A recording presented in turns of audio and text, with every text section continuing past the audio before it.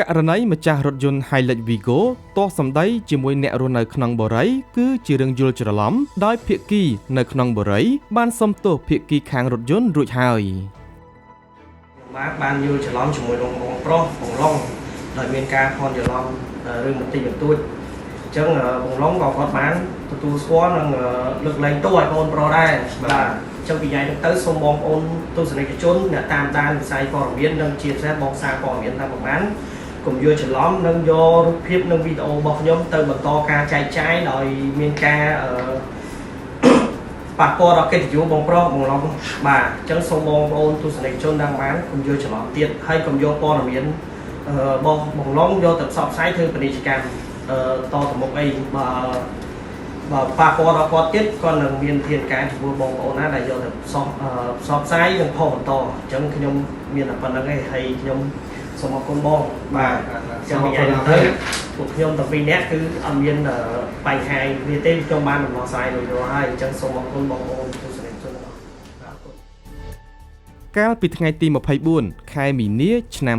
2025ម្សិលមិញមានបណ្ដាញសារព័ត៌មានជាច្រើនបានធ្វើការចុះផ្សាយនៅคลิปវីដេអូមួយដែលបង្ហាញពីសកម្មភាពឆ្លោះប្រកែកគ្នារវាងអ្នកបើកបររថយន្ត Mack Hilux Vigo ជាមួយអ្នករស់នៅក្នុងបរិយសន្តិភាព2អមជាមួយសំណេរថាបុរសម្នាក់បើករថយន្តចូលក្នុងបរិយក្នុងល្បឿនលឿនឃើញដូច្នេះអ្នករស់នៅក្នុងបរិយក៏បានប្រាប់ថាបងកុំបើកលឿនពេកខ្លាចប៉ះក្មេងបែរជាអ្នកបើករថយន្តនោះប្រើសម្ដីអសរោះតបមកវិញក៏កើតជាការទាស់សម្ដីគ្នាពាក់ព័ន្ធនឹងករណីនេះនៅថ្ងៃទី25ខែមីនាឆ្នាំ2025នេះភាគីទាំងសងខាងបានឯកភាពគ្នាចេញសេចក្តីបំភ្លឺព័ត៌មានមួយដោយបញ្ជាក់ថារឿងហេតុដែលនាំឲ្យកើតមានទំនាស់ពាក្យសម្ដីនឹងគ្នាគឺជាការយល់ច្រឡំហើយភាគីដែលរស់នៅក្នុងបរិយក៏បានទទួលស្គាល់កំហុសនិងបានសុំទោសភាគីខាងរថយន្តរួចរាល់ហើយដែរមិនដូចអ្វីដែលបណ្ដាញសារព័ត៌មានបានចុះផ្សាយនោះឡើយហើយភាគីទាំងសងខាងក៏បានស្នើឲ្យបណ្ដាញសារព័ត៌មានដែលបានចុះផ្សាយមេត្តាលុបរាល់ព័ត៌មានពិសេសវីដេអូដែលថតជាប់ភាគីខាងរថយន្តចេញស្របតាមមាត្រា12នៃក្រមរដ្ឋបវេណីនៅក្នុងសេចក្តីបំភ្លឺព័ត៌មាននេះលោកសឺប៊ុនឡុងដែលជាភាគីខាងរថយន្តបានរៀបរាប់ពីដំណើររឿងឲ្យដឹងថាកាលពីវេលាម៉ោងប្រហែលជាង5ល្ងាចថ្ងៃទី23ខែមីនាឆ្នាំ2025ខ្លួនបានបើករថយន្ត Mack Hilux Vigo ពាក់ផ្លាកលេខភ្នំពេញ 2BU 9596តាមពីក្រោយរថយន្តមិត្តភ័ក្តិដែលជាជនជាតិចិនដឹកកូនតូចម្នាក់ចូលមកបរិយសន្តិភាព2ក្នុងសង្កាត់ចំចៅទី1ខណ្ឌដង្កោរាជធានីភ្នំពេញដើម្បីបដូរឡាន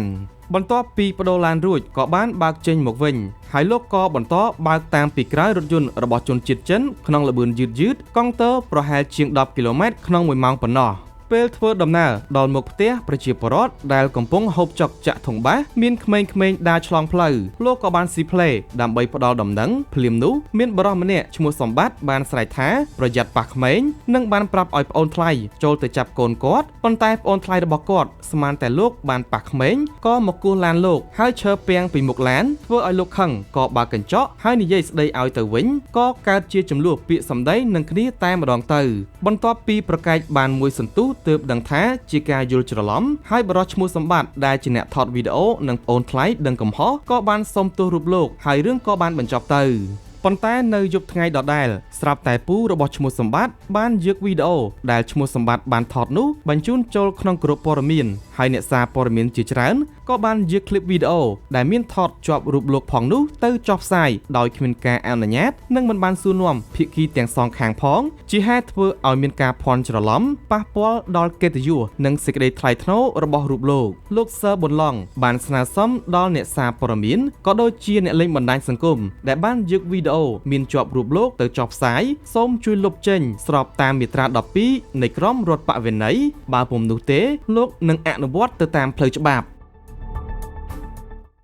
កាលអពីផ្ទះល្វែងថេនងាត់ក្នុងតាខ្មៅបានមកដល់ហើយទិញផ្ទះឈ្នះរថយន្តនិងបញ្ចុះតម្លៃពិសេសរហូតដល់$5,000ព្រមទាំងកាត់ប្លង់រឹង free ជូនអតិថិជនថែមទៀតផងឱកាសល្អបែបនេះរកឯណាមានរកឯណាបានរស់រានឡើងចំនួនមានកំណត់ទំនាក់ទំនងតាមលេខទូរស័ព្ទ089 408 406 098 661 215និង088 616 66 61